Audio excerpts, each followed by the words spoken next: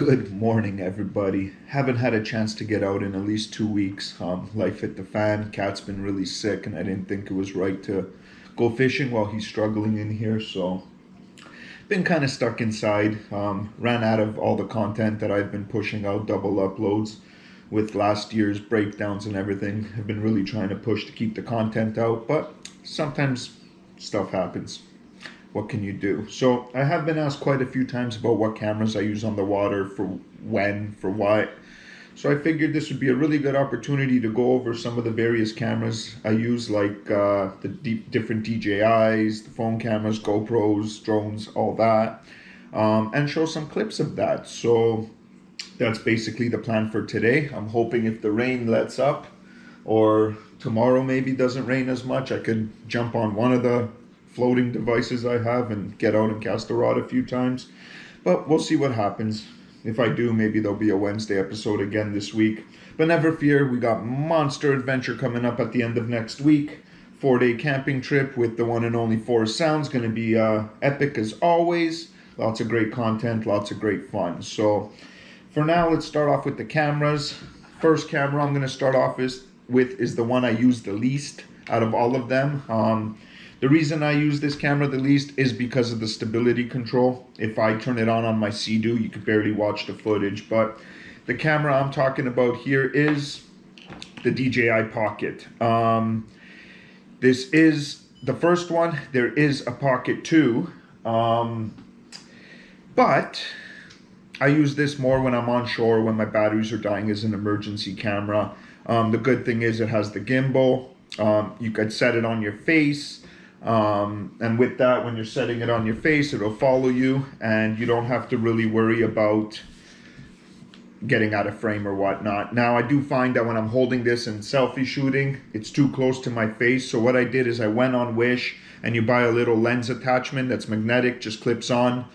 Magnetic held, so be careful. And it's a widescreen adapter, which then allows me to get a little bit better of a shot. Thing only weighs 116 grams, has its protective case, so realistically not a burden to carry when you need it, when you're getting off your machines inland, exploring a forest or whatnot. The battery is the one downfall of this as well, because it's a built-in battery. There is no spare batteries, and it takes about an hour and 15 minutes to charge up each time. So you can walk around with the power banks. I often carry my power banks, my USBs in all my machines, so I can keep them topped up when not using them. So I don't really have that many problems since I don't use this one often, but something to keep in mind. This one does do some pretty cool time lapses where it pans. I haven't explored that much, haven't put it in any of my videos, but for somebody that wants to put a bit of effort and try it, you could get a good sunset pan time lapse. Really not too bad. Shoots video in 4K, and I believe it's 12 megapixels or so for the camera for shooting photography. All in all, with the exception of the stability, good camera to have as an emergency in your pocket. If you double tap one of the buttons, it recenters, triple tap it, and it turns itself into selfie mode. Now here is the selfie shot. You can see we've switched over to this camera now. It is following my face even when I move it. It has been set. Not bad. Now you can attach your phone to it with the adapter, hold them together, gives you a little bit more functionality on the camera itself. Pretty fun gimmick. You know, boys and their toys, so that's why I ended up with this camera. The camera I use most frequently is, in fact, my GoPros. Now, I've gone through everything from the 5 up to the 8, smashed them all, drowned them, exploded them. GoPros are the best cameras out there for action shots, no matter whether you're riding a bike down a hill, whether you're parasailing, scuba diving, whatever. They're pretty good. They're not perfect. I find that this one glitches. Sometimes I have to pull the battery out, pop it back in order to get the camera working again. I have lost the odd clip or two here and there, but realistically, it's still the best camera out on the market. For stability control, you could basically be shaking this thing and it'll still give you a nice, straight, clear footage. Records at 4K by 60 if your computers can handle it when rendering and processing in your editors. Photos are only 12 megapixels, and it's 33 feet underwater if you wanted to try some submersed shots, which are pretty cool. I've done them in the past on shipwrecks and stuff, so it is worth it. You could also live stream on this thing at 180k, but at 180k, wow, at 1080p. What the heck did I just say there? Holy! You could live stream these at 1080p, but I have not actually done that. Now, my GoPro is on the end of its legs. I'm in a dilemma right now whether I want to buy 2 more 8s or move to the 9 or go 360 GoPro. I don't know. But time will tell when we cross that. The problem with my GoPro is this thing has been through hell, across the ground, smashed into concrete. This thing's gone through quite a lot. My screen is cracked in a million pieces. Still works fine. I have an aftermarket cap on because I thought the cap for the battery is the weakest part of this whole camera. Every time I change the battery, it falls off, and at one point it fell off on the dock and I lost it. The one I ordered did not come with the clothes piece, so this camera is no longer submersible. So there's problem number 2. Now the funny part is the screws on the bottom that hold this bracket to your mounts. They kept coming loose. I didn't have Loctite or anything, so I tightened them in as best I could. I put some wood filler in there just to hold them in case they loosen. And then I have a piece of cardboard that holds it so it doesn't wiggle inside a clip and fall off. But overall, can't really complain. It is a GoPro. It is a great camera. So now this is the footage from the DJI Pocket. My angles are kind of off, but it is what it is. I just kind of holding this as is. But right now what I'm going to do is switch back to the good old GoPro. And here we are back on the GoPro.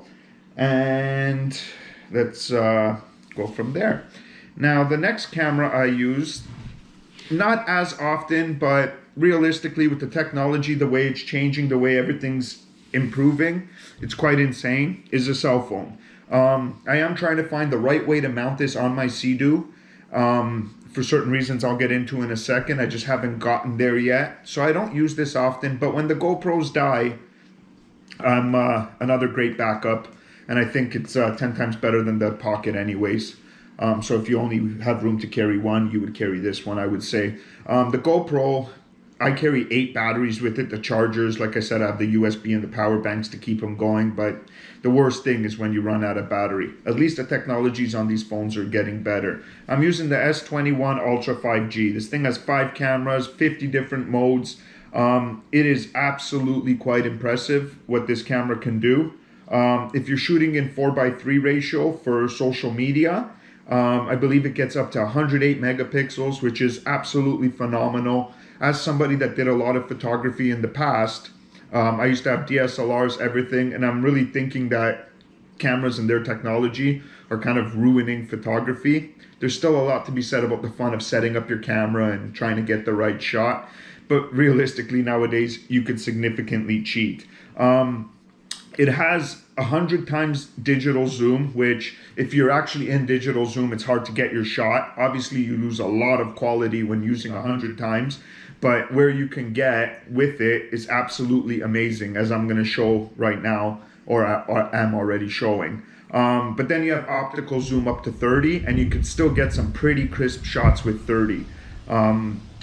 Really, really great phone. Now this phone also has Pro mode, so you can change all your apertures, f-stops, everything, and actually tweak it with your exposures and everything as if you were using a DSLR, which is fun. Some of these things I'd rather use on a tripod or monopod with this, but I haven't picked that up yet. One cool thing this thing does is it has director's mode. So similar to when somebody's streaming a video game or something, I could be shooting the one camera where I'm going, while the other camera is facing me in the bottom corner. So that's something I want to entertain and play with a bit, and that's why I need to find the perfect mount in the Sea-Doo where I'm close enough to this camera but have an unobstructed view forward. If I had to complain about one thing, it doesn't have expandable memory. They finally got rid of it. I can't put my micro SD card in and blow up my memory, but I still think it has like 256 gigs or something, so nothing to complain about. That'll give you, on an empty phone, 2.5, 3 hours of 4K footage if you need. This thing shoots 8K at 24 frames per second, which is pretty cool. It all depends which parameters and settings you have your whole phone in. What else does this thing do? The front camera says 40 megapixels. I haven't used it much, but we're all used to the front cameras being really low quality. In this case, can't really complain. Great camera, great photos, great videos, and it's really good as your backup to get you through that last shot or two before you have to wrap up your video. Then, as many of you may know, last year I was using the DJI Mini. That thing has gone through hell and high water, into the water, trees, mountains, name it, smashed eventually. Don't know how it lasted as long as it did, but eventually it broke and I had to throw it in the garbage. I then, in the 6 Mile video earlier this year, I tried to use a cheap Amazon knockoff drone, and it basically crashed on its maiden voyage, which was pretty bad.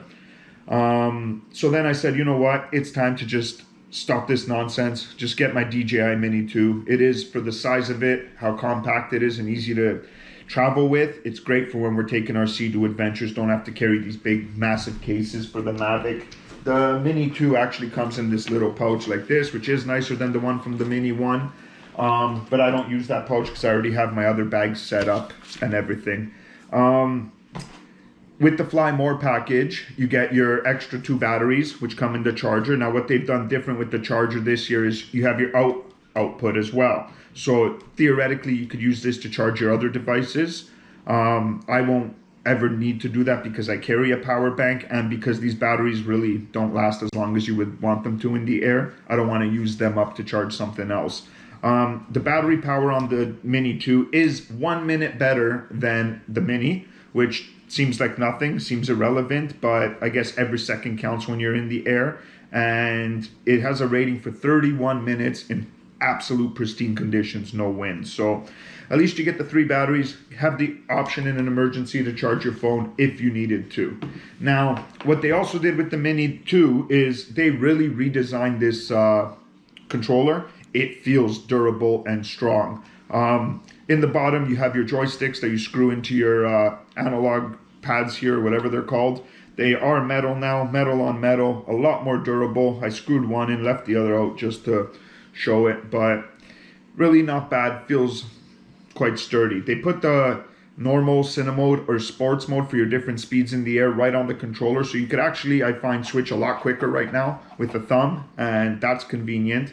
I don't shoot, you could get some really good dynamic shots when you're flying on your Sea-Doo in sports mode, but I find I use sports mode more to get to where I need to get to start shooting, and then use one of the other modes to keep it nice and smooth. They've also, on the controller, completely redesigned this antenna. It's not those 2 little antennas that I keep bending.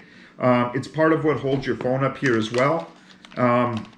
And that becomes your antenna up here, which is pretty good. They're saying the antenna is a lot stronger now. The old phone drone reached somewhere between 4.5 kilometers away from you. This one is rated for 10. After I speak to this, I'll sign out and show you guys a few clips with the new drone, but you'll see I was 4,000 meters, 4,200 meters away from me, and I went beneath the tree line, and I actually lost signal, lost my drone. Luckily, I was flying over my backyard, so when I smashed a tree, it fell into my backyard. No harm, no foul, thank God. But pretty cool. You have your toggle switch here to adjust your camera, and whether you want to shoot a picture, shoot a video, and there's your record button up here. All in all, it feels a lot more durable than it used to. Moving on to the drone.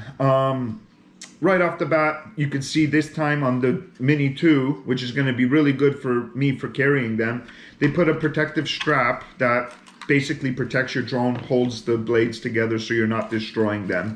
The setup of the drone itself looks almost identical to the first Mini. Comes with a ton of stickers on it, and I peel them all off because I know it's not much, but I'm assuming when you peel 5-6 stickers off, maybe it'll help with the control. This thing is better in the wind than the last one, thank God, because that was the biggest downfall. It's probably still not as good as a big, powerful, heavy drone, but any improvement is drastic on this. Now, the camera itself is under this little protective cover. You have your 4K camera on the gimbal. Pretty good quality, can't complain too much. You could also shoot pictures, oh there you go, or you could shoot this as a projectile. You could also shoot pictures at 10 megapixel Got the 3 batteries, the drone strap, rebuilt controller, the weight. This thing weighs 249 grams. It is like next to nothing. That's why the wind takes it away. But all in all, can't complain. What they did add here is they added the USB-C, so you could charge it without removing the battery, which is really good. And I'm assuming you could also transfer the data from here to your memory, to your computer, without having to pull the SD card out. Now, you can also, while recording, save the footage to your phone at the same time, but it only saves, I think, in 720p. So if you're shooting in 4K, you're better off to transfer it after the fact. This thing, I don't believe it does a follow me mode yet, which is one thing I've always wished a smaller drone did, and I was hoping the DJI 1, the Mini 1, had an update that allowed it to do it. I'm now hoping the Mini 2 comes out with the update. It does have the features to lock on myself when using some of the other stuff, so I imagine the follow me feature hopefully is just an update away. It does things like helix, rocket, circle, boomerang, and droney, which is pretty cool. It's different ways it spins around you or takes off from you, helps you get that perfect shot. All in all, I've only taken it out once. Pretty good, pretty good. But those are the main cameras I use. Sometimes, you know, things happen. I used to use multiple GoPros, which I want to get back to, but realistically, they all smashed. And right now I'm just trying to prolong this thing as long as I can before I buy it, because I know what's going to happen. I'm going to buy one and then the new one's going to come out a week later. That's just my luck with these things.